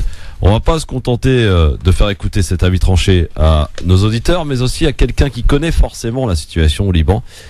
Je vous en dis pas plus, à tout de suite sur France Maghreb. Et qui a beaucoup écrit sur le sujet sur lequel moi je vais me prononcer. Alors je sais pas s'il est à l'écoute, donc on le salue et on dira son nom tout à l'heure. Et pour donc l'ensemble des auditeurs de France Maghreb 2, mon billet d'aujourd'hui, mon parti pris, c'est pas, je vous ai expliqué, cher Christophe, pourquoi j'ai l'avis tranché. L'avis tranché est censé être définitif. Pour toujours. Voilà, mon avis tranché, c'est terminé. Moi, je préfère donc autre chose. Je préfère mon parti pris, c'est-à-dire ce que je préfère aujourd'hui, ce qui me laisse le temps éventuellement, si je me trompe ou s'il y a des éléments d'évolution sur le sujet, de revenir pour prendre une autre position. Donc, je n'aime pas ce qui est définitif parce que rien n'est définitif à part la naissance et la mort. Voilà. On va dans un instant donc vous écouter avec celui aussi qui va vous écouter et peut-être apporter des éléments d'information sur votre parti pris. À tout de suite. Merci d'être avec nous sur France Maghreb 2 dans cette émission de Grand Forum avec Tarek Mami aujourd'hui pour nous accompagner. Et comme je le disais tout à l'heure avant la pub, on va accueillir pour votre parti pris d'aujourd'hui, mon cher ami Tarek, René Naba qui est avec nous. Bonsoir monsieur René Naba. Bonsoir. Bienvenue sur France Maghreb 2. Alors on a eu envie de vous contacter. Et surtout, avant de vous écouter, de vous faire écouter donc le parti pris de Tarek Mami qui souhaite nous parler du Liban. Tarek, je propose donc que vous nous livriez votre parti pris, votre avis tranché, donc, et que René Naba puisse ensuite réagir. Alors, pour commencer, il y a beaucoup d'auditeurs qui écoutent la radio et continuent à travailler sur leur smartphone ou sur leur ordinateur. Et donc, je précise, avant même de commencer mon papier, que monsieur René Naba a publié un livre qui doit s'intituler, il me corrigera, bien sûr, à l'Harmattan, publication l'Harmattan 2011, sur monsieur Hariri, Premier ministre et homme d'affaires. Et donc, sa connaissance de ce dossier dépasse, bien sûr, la mienne. Donc, vous pouvez tapoter sur Internet pour voir éventuellement en parallèle ce livre, monsieur Hariri, Premier ministre et homme d'affaires, écrit par René Naba, publication l'Harmattan, année 2011. Pour revenir à notre billet, c'est le marchandage libanais, Michel Aoun, président, Saad Hariri, Premier ministre, au Liban, ce je t'aime, moi non plus. Le général de Gaulle disait, il faut aller au Moyen-Orient compliqué avec des idées simples. L'histoire vient de lui donner raison avec l'élection du général Michel Aoun à la présidence de la République pour la deuxième fois et même si la première était par intérimaire, à titre intérimaire, et la désignation de Saad Hariri aux fonctions de Premier ministre de ce pays, lui aussi, pour la deuxième fois. Pour faire simple, comme le disait De Gaulle, deux anciens adversaires représentant deux blocs antagonistes, les chiites de Hezbollah de Sheikh Nasrallah, alliés à une partie des chrétiens dirigés par Michel Aoun, d'une part, et les sunnites agglomérés autour de Saad Hariri, alliés à une autre partie des chrétiens, d'autre part, ont fini par s'entendre pour partager le pouvoir au Liban.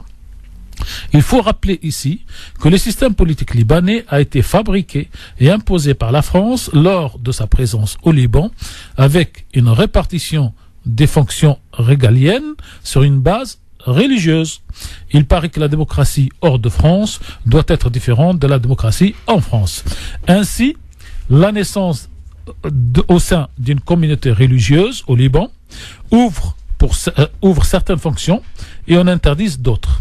Ainsi, la France a mis en place un système qui attribue la présidence de la République libanaise à la communauté chrétienne, le poste de Premier ministre à la communauté sunnite et la présidence de l'Assemblée nationale à la communauté chiite.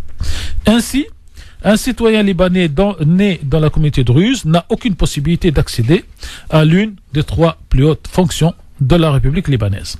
Mais derrière ce simplisme, au Moyen-Orient, chasser le naturel, il revient au galop. Il faut suivre les dédales de cet heureux dénouement pour le Liban et son peuple. Après 29 mois et pour être plus précis, cher Christophe, 886 jours de vacances de pouvoir depuis la fin du mandat de l'ancien président. Le général Aoun est ainsi le 13e président du Liban. Il revient à la présidence du pays après une première présidence à titre intérimaire il y a 26 ans. Poste qu'il a quitté dans la précipitation pour se réfugier à l'ambassade de France à Beyrouth avant de s'exiler en France. À l'époque, Michel Aoun était en conflit ouvert avec le président syrien dans l'armée occupée alors le Liban. Dès son retour au Liban, le général Aoun va passer une alliance politique avec le Hezbollah et va le soutenir fermement dans sa guerre contre Israël en 2006 et œuvrer pour normaliser ses relations avec le président syrien qu'il va jusqu'à soutenir lors du déclenchement de la guerre civile syrienne et de l'entrée en guerre des Hezbollah aux côtés du président syrien actuel. Ces prises de position vont l'opposer à d'autres fractions chrétiennes et surtout aux sunnites partisans de M. Hariri.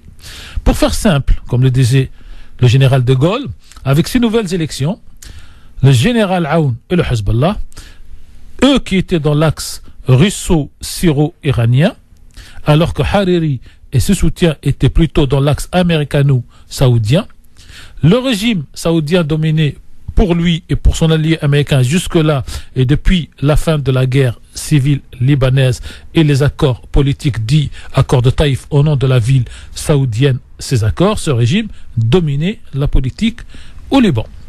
À ce titre, on peut dire sans risque que la bataille politique au Liban, qui a justifié la vacance du poste de président libanais pendant près de 3 ans, a été emportée cette semaine par l'axe russo-irano-syrien aux dépens de l'axe américano-saoudien. Ce constat a été tiré par Saad Hariri lui-même, qui constate le recul du rôle et de l'influence de l'Arabie saoudite dans son pays et son propre lâchage par la dynastie wahhabite qui gère des préoccupations plus importantes pour elle que le Liban, à savoir son implication directe et indirecte dans les guerres au Yémen et en Syrie, et donc pour sauver sa propre survie. Pour faire simple, pour la 3e fois, comme disait le général de Gaulle, cette victoire pour l'essentiel iranienne va renforcer la position du Hezbollah tant au Liban qu'en Syrie et lui garantir surtout le soutien sans faille de son président allié Michel Aoun, comme l'a déjà fait l'ancien président chrétien Emile Lahoud pendant la guerre contre Israël en 2006. Reste à savoir maintenant si cette victoire iranienne éclatante au Liban contre l'Arabie saoudite dans sa guerre par pays et population civile massacrée interposée prépare ou non de nouvelles défaites du royaume wahhabite, d'abord en Irak et ensuite en Syrie. Les prémices de ces défaites futures s'annoncent déjà dans l'horizon syrien avec l'avancée de l'armée syrienne à Alep et le quasi-encerclement des rebelles armés dans cette ville. Et surtout, écoutez bien, avec le dernier coup de tonnerre politique et militaire qui vient d'éclater dans le ciel du Moyen-Orient et l'arrivée en Syrie pour la première fois de militaires égyptiens qui viennent soutenir l'armée régulière syrienne au titre officiellement de la lutte contre le terrorisme et surtout en réalité comme conséquence de la brouille récente entre l'Arabie Saoudite et l'Égypte qui ne sont plus d'accord sur rien. Décidément, le général de Gaulle avait raison de dire qu'il faut aller au Moyen-Orient compliqué avec des idées simples. Mais ce n'est pas parce qu'il faut avoir des idées simples pour comprendre la situation au Moyen-Orient que cette situation ne soit pas effectivement compliquée. Le massacre des populations civiles, notamment en Syrie, continue. Et les Palestiniens continuent de vivre sous occupation et dans une prison à ciel ouvert. On a l'habitude de demander la réaction de nos auditeurs. On va demander celle de René Naba, donc qui a écouté attentivement donc le papier de Tarek Pami. Monsieur René Naba. Oui. Votre réaction à ce que vous venez d'entendre. Je dois vous dire que d'abord, Hezbollah, c'est une victoire principale et majeure du Hezbollah, d'abord, avant d'être celle de l'Iran. Pour les affaires intérieures libanaises, le Hezbollah est un acteur régional majeur. Il a une très grande marge de manœuvre. Lorsque le président François Hollande a demandé au président Rouhani, à l'occasion de sa visite officielle de normalisation, d'intervenir auprès de son allié chiite du Liban pour faciliter les élections présidentielles libanaises, Rouhani lui avait répondu à Hollande: ça c'est une affaire intérieure libanaise, je m'en mêle pas. Le Hezbollah apporte la démonstration que c'est et Hassan Nasrallah, surtout son chef, que c'est un homme de parole et un homme d'honneur parce qu'il a tenu promesse malgré toutes les tentatives. Il a soutenu son candidat pendant 11 ans pour le faire arriver au pouvoir, sans la moindre condition. Ça, c'est une démonstration de la crédibilité. Il ne se retourne pas. En échange, Hariri, en contrepoint, a déjà d'abord soutenu un candidat de son propre camp, Samir Jarja, le criminel de guerre par excellence du Liban. Mais ça, la démocratie occidentale passe dans la mesure où ils sont des alliés de l'Occident. Il a ensuite renoncé. Il a dû choisir un candidat du propre camp du Hezbollah en la personne de Sleiman Frangieh. Finalement, la troisième fois, la troisième a été la bonne. Il s'est rallié finalement au général Michel Aoun. C'est-à-dire que Saad Hariri, le premier ministre pressenti, a dû choisir faire 3 concessions pour arriver au même résultat. On aurait pu arriver à ce même résultat il y a 2 ans et demi lorsqu'il avait vu le rapport de force, mais il avait d'autres missions. Autre point à souligner. Lorsqu'il était au pouvoir, au Premier ministre, en 2011, Saad Hariri était à la tête d'un empire financier et médiatique consistant, qui lui permettait de gouverner avec mépris et condescendance vis-à-vis de ses compatriotes. Il reprend le pouvoir, il arrive au poste du pouvoir, de nouveau aux portes du pouvoir, exsangue complètement. Il a une grosse perte de poids financier et médiatique. À l'état de cessation de paiement. La Radio Orient, qui est votre radio collègue de Paris... Oui, on n'en parle pas, on essaie de rester sur les généralités, s'il vous plaît. Mais c'est ça, c'est pour vous dire, ils nous ont dû comprimer leur personnel. Ils étaient 150 personnes, ils en sont... Il y a pas mal de... Donc il arrive en quête de pouvoir pour un rebond financier et politique. Ce qui n'est pas le cas des autres. Les autres ont été...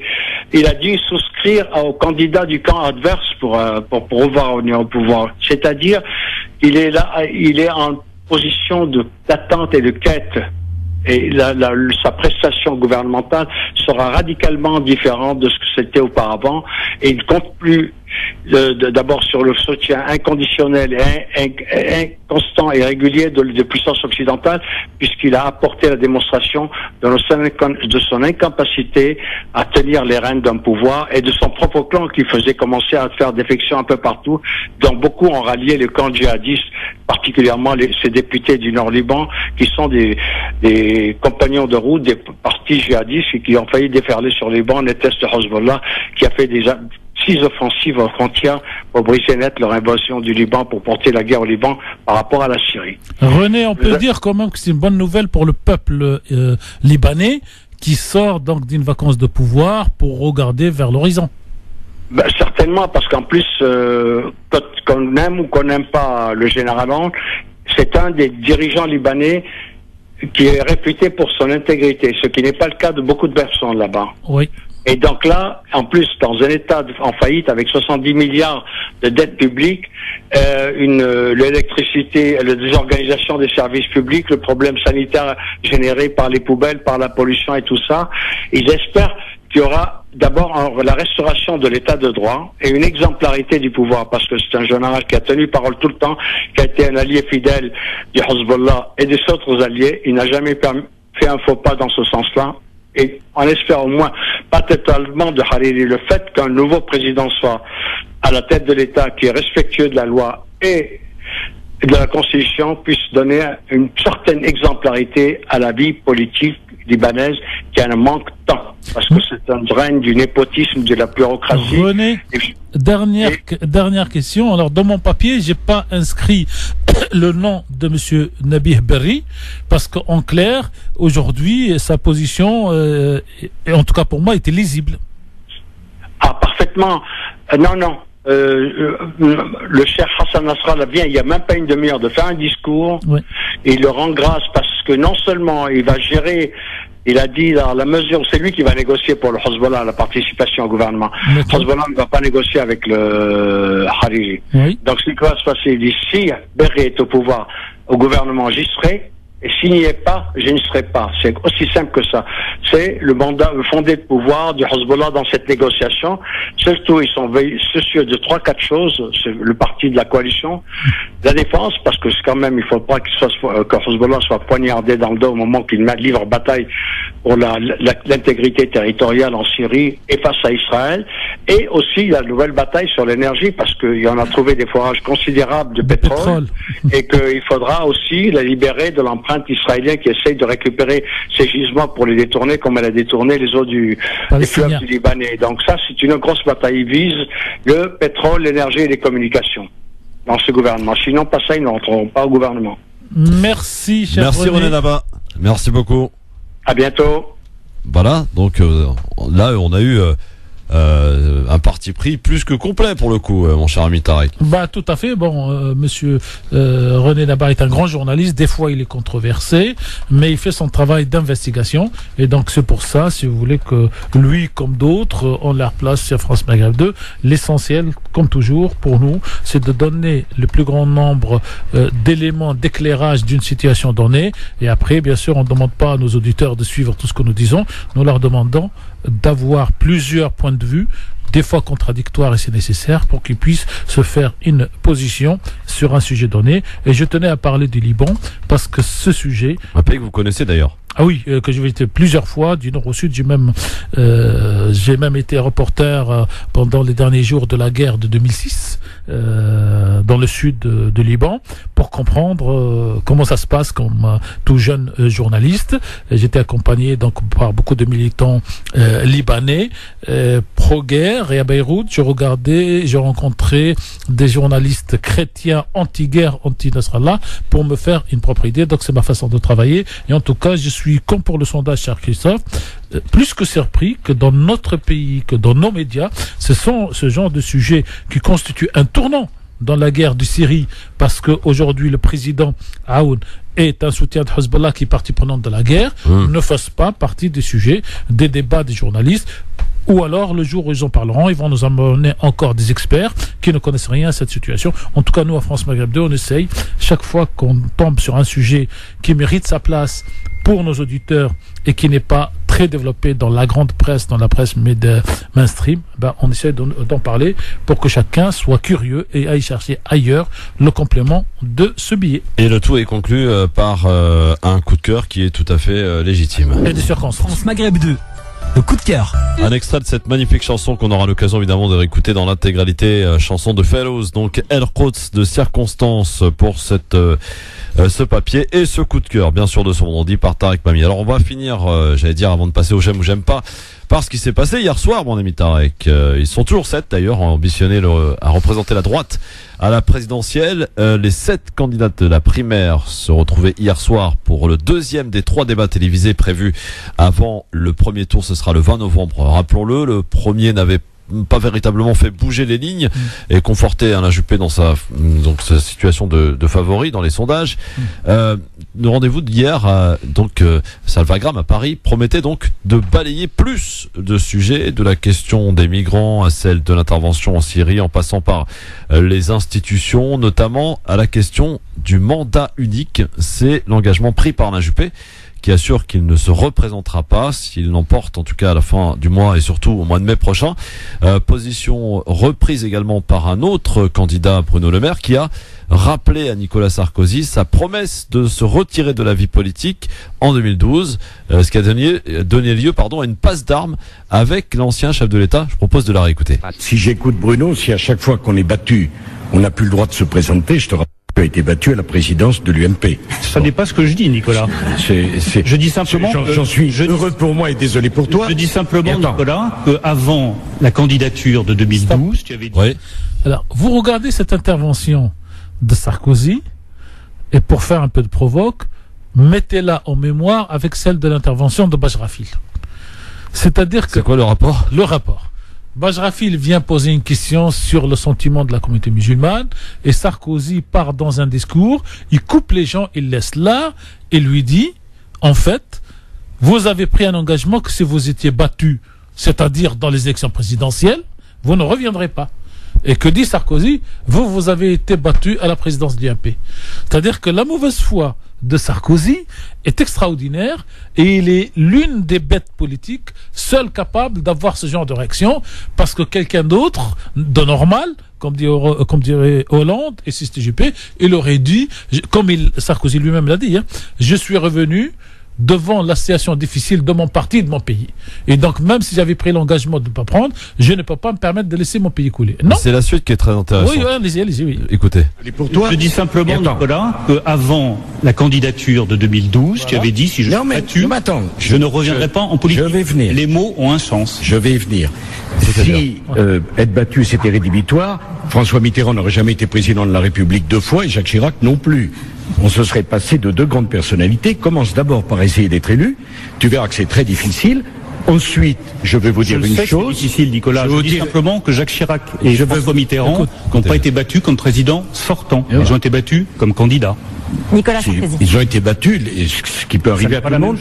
Et je te souhaite d'ailleurs que ça t'arrive, parce que c'est la défaite qui fait apprendre des choses, comprendre des choses et faire évoluer une personnalité.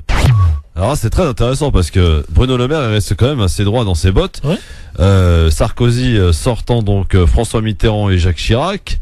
Sur quoi Bruno Le Maire a rétorqué tout de suite, attention, on ne se trompe pas, candidats ils étaient et non pas président sortant. Et puis candidat à la présidentielle et moi candidat à la présidence du parti LR, alors que toi c'est président de la République battu.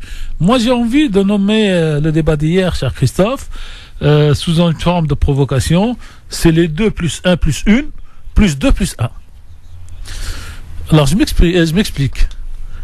Les 2, c'est en fait Sarko et Juppé. Le 1, c'est Fillon, qui va émerger. Les 2... Qui a monté d'ailleurs dans le sondage oui, d'après. Oui, justement, c'est pour ça qu'il est 1. Les 2, c'est donc Monsieur Bruno Renovo et Copé, qui a donné beaucoup de coups à Sarkozy. Et le 1 dernier, c'est le facho de l'extrême droite qui a trouvé les moyens de rentrer donc dans cette primaire. Et la 1, c'est Madame Inkem. Alors, quand je dis Sarkozy, vous avez un autre extrait, cher Christophe, pour les auditeurs. C'est quand Monsieur Sarkozy fait le malin en disant à Copé, l'arroseur arrosé. Et l'autre, il lui répond, attendez, vous allez voir dans quel sens l'arrosage il va y aller. Ouais. C'est extraordinaire. Et pourtant c'est assez bizarre parce que Copé est quand même quelqu'un qui est crédité de 1 ou 2% et qui n'est pas aimé visiblement de pas mal de gens, y compris dans son parti.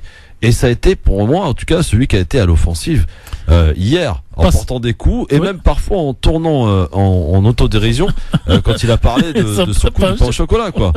Parce que aujourd'hui, et dès les premiers sondages et dès le premier débat, il a compris qu'il a aucune chance. Et donc, il préfère jouer celui qui prépare son avenir. Et donc, c'est pour ça d'ailleurs qu'il n'a pas dit un mot à Juppé. Parce qu'il se dit, si Juppé gagne, je peux me retrouver à la tête du parti, je peux me retrouver comme secrétaire d'État, je peux me retrouver. Donc j'aménage l'avenir, alors que Fillon, lui, joue sa propre place. Passe d'armes avec Nicolas NKM aussi, hein, Nicolas Sarkozy. Elle a été extraordinaire. En fait, hier, tu avais une seule personne qui n'a pas attaqué Sarkozy, c'est le fasciste de l'extrême droite qui se représente comme chrétien, qui lui, à un certain moment, il dit qu'au deuxième tour, s'il y avait Hollande contre Marine Le Pen, il voterait Le Pen, et qui a été d'ailleurs, qui n'a pas été raté par M. Juppé, qui dit vous voulez pas de M. Bayrou et vous voulez de Mme Le Pen. Le débat d'hier a amené une chose, c'est Juppé creuse son sillon. Et la première fois hier soir vers minuit, 1h du matin, il a dit aux gens qui l'attendaient, doucement je vous dis dans les oreilles, nous allons gagner. Donc il y a une nouvelle certitude qui s'installe. Vous avez Sarkozy qui aujourd'hui ne sait plus quoi faire parce qu'il est premier dans l'électorat de droite, mais il n'y a pas que l'électorat de droite. Et vous avez Fillon qui aujourd'hui monte. Non, mais surtout, il sauve un honneur. Il a toujours été un homme effacé pendant 5 ans derrière Sarkozy. Et Sarkozy cherchait à l'humilier sur cette situation. Et là, si vous voulez, il va jouer peut-être le rôle de Montebourg, c'est-à-dire le troisième homme. On sait très bien qu'au Parti socialiste, il y avait Hollande plus Martine Aubry plus Montebourg. Aujourd'hui, Fillon fait du Montebourg, c'est-à-dire qu'il va devenir incontournable. Et comme il n'est pas tout à fait contre Bayrou et contre donc le MoDem, il pourrait servir de lien entre les deux. En un mot, qui a gagné hier? Si tant est qu'il y en ait un. Sarkozy, comment ça s'appelle? Juppé. C'est-à-dire ça, c'est auprès des sympathisants, mais au point de vue débat. C'est-à-dire celui qui a été le plus offensif. C'est Juppé, parce qu'il a montré son caractère droit sans ses bottes contre Bayrou, est venu 3 fois sur la question, il dit je répondrai plus à Bayrou. En clair, moi je sais ce que je veux, faites ce que vous avez à faire. Et Sarkozy, qui a essayé de s'en sortir en essayant de jouer la question que Krief lui a posée la première. Vous avez été président, comment ça se fait que tous ceux qui ont travaillé avec vous, sous vous, aujourd'hui viennent vous affronter? Ça veut dire que vous n'avez plus rien à voir. En tout cas, c'était tous contre Sarkozy quand même hier, non? Oui, non? Mais c'est normal parce que c'est lui le sortant, et que s'il avait un minimum, je laisse les auditeurs mettre le mot qu'ils veulent, il ne serait pas présenté à la place à cette candidature. En tout cas, j'aurais été son conseiller, je lui aurais dit de prendre le parti et d'aider le parti à gagner l'élection pour montrer que c'est un grand monsieur. Bruno Le Maire a été beaucoup mieux qu'au premier débat, en tout cas. Pas beaucoup. Pour moi, la surprise, ça a été un KM, parce qu'elle a 2 fois dit à M. Sarkozy, surtout la deuxième, si vous gagnez demain, je ne travaillerai pas avec vous. Ouais, c'est ça, elle l'a dit. Dans un instant, le j'aime ou j'aime pas, et puis tranquillement, pour nous emmener vers 18h, ça passe vite, on est bien, c'est normal. France Maghreb 2, France Maghreb 2. Le grand forum avec le j'aime ou j'aime pas, pour finir avec Tarek Mami. Tarek, juste avant de passer au j'aime ou j'aime pas, je voulais quand même vous donner cette information parce qu'elle est importante. C'est une remise, comme chaque année à la même époque, du plus prestigieux des prix littéraires, le prix Goncourt, qui a récompensé Laïla Slimani. Hier, la jeune romancière franco-marocaine, couronnée dès son 2e roman, Chanson douce, publié aux éditions Gallimard. Voilà, donc alors la surprise, elle est là certainement, cher Christophe, mais elle est surtout qu'avant même d'obtenir ce prix, elle avait déjà vendu plus de 35 000 exemplaires de ce roman sans qu'il y ait trop de bruit, sans qu'il y ait trop de pub. Ce qui veut dire qu'en fait les gens qui lisent dans ce pays lisent et se passent la parole, comme quoi c'est un super roman, et bravo à elle, félicitations à elle. Alors j'ai vu dans un certain milieu dire que si on la donne, c'est parce que c'est une femme de culture musulmane, mais pas voilée, donc il y a des messages. J'allais dire, pour faire vulgaire, on s'en fout.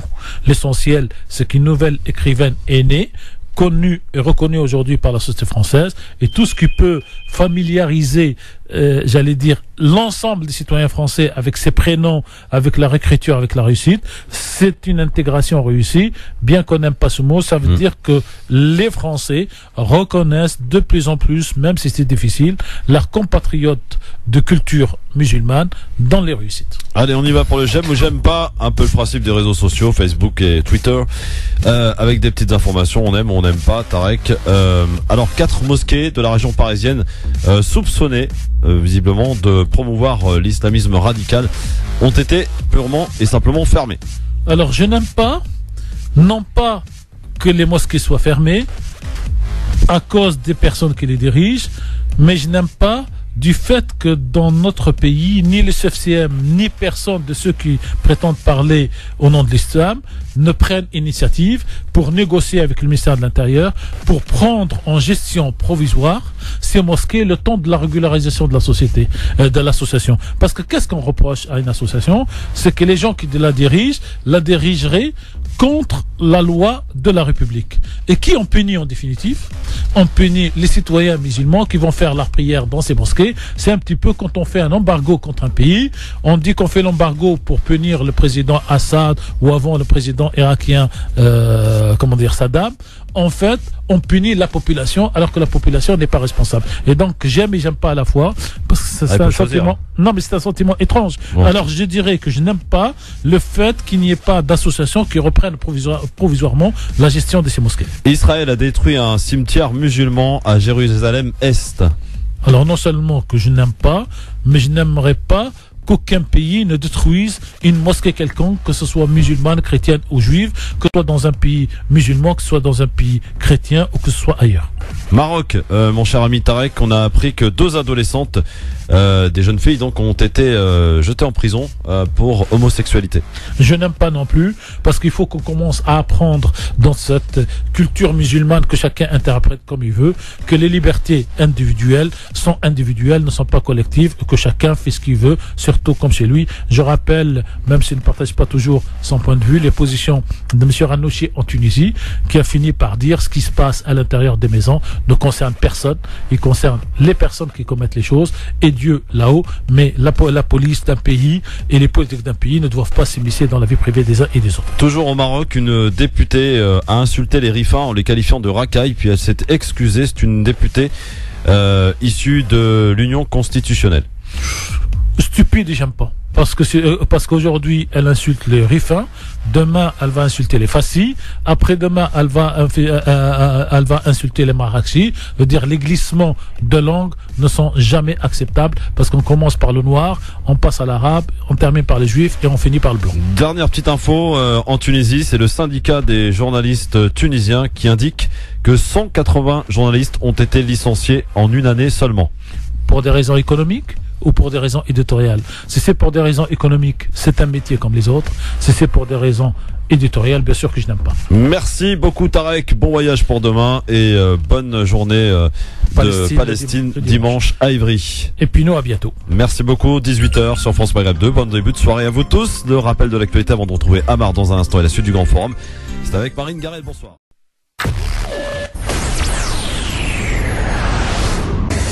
Maghreb 2, France Maghreb 2. Bonjour à tous, ravi de vous retrouver pour ce grand forum, votre talk de fin d'après-midi jusqu'à 18h30 avec tout à l'heure, après 18h, nous recevrons une chanteuse qui est née en Tunisie et qui a repris une chanson célèbre de Tunisie, chanson de Heidi Joueni qu'on vous a fait d'ailleurs découvrir en extrait la semaine dernière. Cette chanteuse se produira en effet à la Maison de la Tunisie de dimanche soir. On en parlera avec elle, on fera connaissance avec cette chanteuse donc après 18h. Après surtout avoir retrouvé Amar tout à l'heure pour l'éphéméride et pour sa petite recette désormais récurrente du vendredi.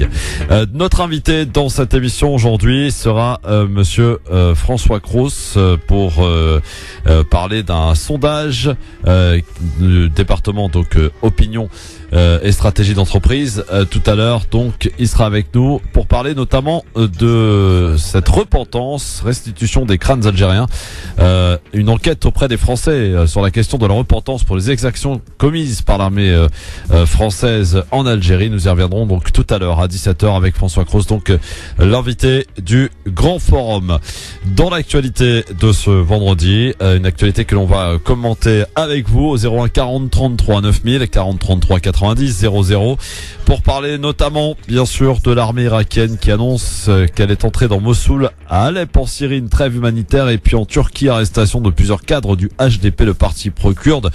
Arrestation suivie d'un attentat. Nous parlerons du deuxième débat avant la primaire de la droite et du centre. Le précédent avait été relativement terne pour beaucoup d'observateurs. Celui-ci a été plus pimenté. Vous entendrez dans quelques instants dans le zapping. Sans oublier l'avis tranché de Tarek Mami pour nous parler notamment de la situation au Liban Et le coup de cœur sera musical pour l'ami Tarek Mami. Je ne suis pas sûr de le refaire, mais je ne regrette pas ta demande. Il n'aura pas l'occasion. Bon. Mais pour le Grenelle de l'environnement, on aurait aimé savoir quand même. Alors, deuxièmement, je pense que le premier problème pour l'efficacité du gouvernement, le temps va nous manquer. C'est les cabinets ministériels que je veux supprimer. Et en revanche, je veux annoncer tout de suite très clairement, parce que j'estime que nous avons fait preuve, moi le premier de l'UNFT, les 35 premiers directeurs d'administration centrale, être certains qu'ils partagent les objectifs et la vision de la nouvelle majorité. Ça changera. Le combat d'arrière-garde de l'administration est un sujet majeur dans un pays aussi administré que la France. Ça veut dire que vous ne pourriez pas regouverner ensemble, vous exprimez que Nathalie puisse regouverner avec vous et vice-versa. C'était une plaisanterie, naturellement. Moi non. Pleine d'affection. Non.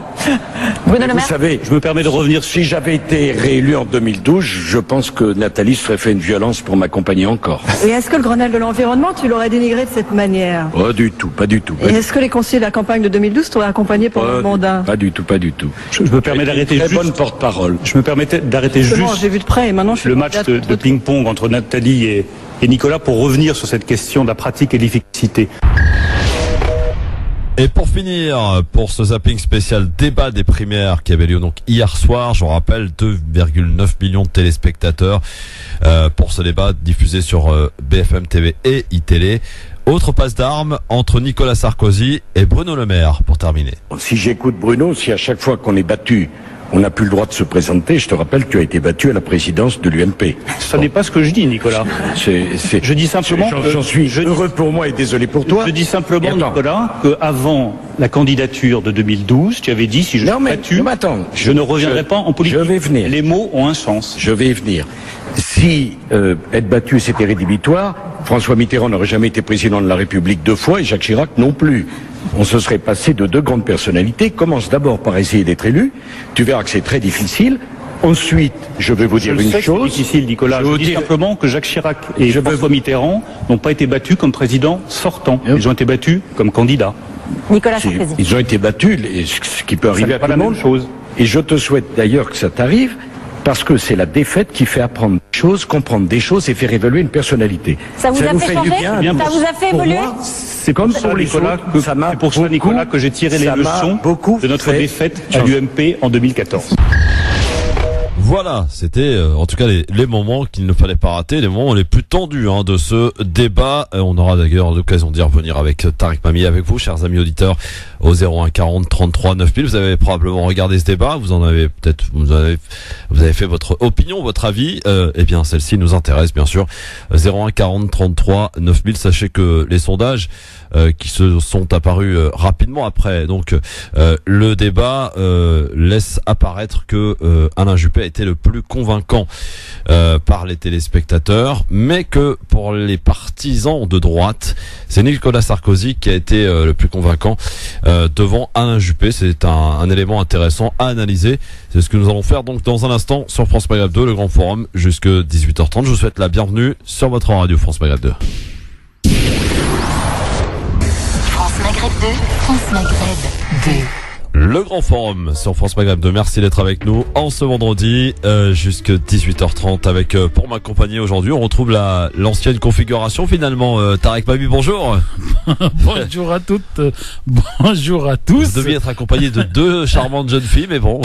Bon, alors d'abord bonjour à toutes, bonjour à tous, bonjour Christophe. Ensuite, on revient à la Dream Team, à la configuration classique pendant des années. Et enfin, j'allais dire, il y a le fameux proverbe Fellows pour Elkout. Voilà pour le programme, ma foi, très sympathique. Je vous souhaite la bienvenue pour ce grand forum. En ce vendredi, nous sommes le 4 novembre, c'est le zapping. Le zapping, les meilleurs moments qu'il ne fallait pas rater à la télé, à la radio, sur Internet, avec ce débat hier soir sur iTélé, BFM TV, primaire de la droite et du centre, avec autour de cette table les 7 candidats en lice encore, donc qui s'affrontaient donc à l'occasion d'un débat qui a été suivi d'ailleurs par 2,9 millions de téléspectateurs, audience cumulée entre BFM TV et iTélé. Et un petit moment de rigolade dans ce débat, c'est quand Jean-François Copé ironise sur sa bourde sur le pain au chocolat. Écoutez. Moi, je n'arrive pas à comprendre comment on s'est mis dans une deuxième panade comme celle-là après celle de Bayrou. Il faut vraiment, excusez-moi, mais là vraiment, on les accumule depuis quelques jours. Moi, je fais mes erreurs de prix de pain au chocolat, mais enfin, chacun fait les siennes. Parce qu'alors, franchement, répondre à une question qui ne se posera jamais et qui est surtout un irritant, mais alors absolu, pour les électeurs de droite et du centre, en imaginant qu'on pourrait éventuellement accepter de voter pour Hollande, ça n'a aucun sens. Pourquoi est-ce que tout ça n'a aucun sens? Je suis très à l'aise pour le dire, et je pense que tout le monde ici voudra bien me le reconnaître. Je suis celui qui a imaginé la position du ni Front National, ni Parti Socialiste lorsque j'étais secrétaire général de l'UMP. Pour une raison très simple, je ne voulais pas, qu'à aucun moment on puisse venir évidemment voter pour le Front National, mais non plus pour le PS, allié au Front de gauche, qui n'a rien à envier au Front National. Et à d'autres moments, nous avons eu des échanges quelque peu tendus, d'ailleurs un peu plus que le premier débat, notamment celui-ci entre Nicolas Sarkozy et Nathalie Kosciusko-Morizet. Et même toi, Nathalie, je te rappelle, tu étais numéro 4 du gouvernement. Oui, on a fait du bon travail. Je regrette seulement qu'aujourd'hui, tu fais de cette manière le Grenelle de l'environnement est une grande politique. Je ne regrette pas ta nomination.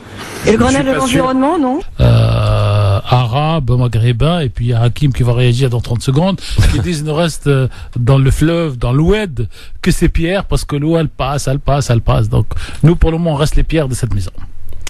Bah oui, ça c'est sûr. Voilà. Et bien sûr on vexe personne en disant ça, mais bon, c'est des vieilles expressions qui reflètent un jour donné, une situation donnée. Je vous indique que jeudi prochain on aura le plaisir, l'honneur aussi de recevoir Kerry James, qui sera dans nos studios jeudi prochain, entre 17h et 18h. Ce fut dur pour l'avoir, mais on l'a eu. Et une boutade, j'espère qu'il ne nous citera pas dans la prochaine chanson, comme il a fait pour une autre radio sur laquelle il passait souvent, pour dire qu'on l'a mal reçu ou pas. Nous sommes ce que nous sommes d'un naturel, d'une curiosité et d'une spontanéité qui des fois nous rend service et des fois peut se retourner contre nous. Donc à l'animation, j'allais dire, faut pas être prudent, faut être ce que vous êtes, cher Christophe, ce que nous sommes. Et puis si ça plaît, l'invité revient. Si ça plaît pas, on lui présente les excuses, puis on tourne la page. Oui, ou pas d'ailleurs. On tourne toujours la page. Voilà, c'est ça, quoi qu'il en soit. On n'oublie pas, mais on tourne la page. Quoi qu'il en soit, tout à l'heure, nous allons recevoir monsieur François Cros, que l'on va recevoir pour la deuxième fois cette année. Oui, et on l'avait déjà reçu l'année dernière, donc maintenant il est en train de devenir un petit peu habitué de France Maghreb 2, et on est en train d'imiter un petit peu ce qui se fait sur tous les grands médias, un sondage, une question. Absolument, et c'est un sondage auprès des Français, donc sur la question de la repentance et des exactions commises par l'armée française en Algérie. Et c'est un sondage auprès de tous les Français. C'est pas un sondage auprès de la communauté musulmane de France, c'est un sondage national. Voilà. C'est ça qui est important et intéressant. On aura l'occasion donc d'en reparler tout à l'heure. Tiens, c'est pas encore l'heure du j'aime ou j'aime pas, mais une petite info qui nous est parvenue tout à l'heure en début d'après-midi, c'est le limogeage du